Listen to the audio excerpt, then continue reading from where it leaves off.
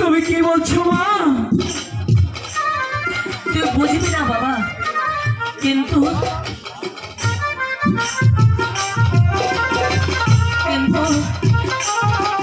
না রে বাবা, না, এ কিছুতেই হতে পারে না।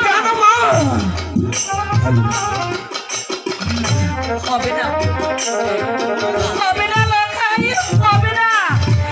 ওই কন্যাকে তুই ভুলে যা মানিক, ওকে তুই ভুলে যা।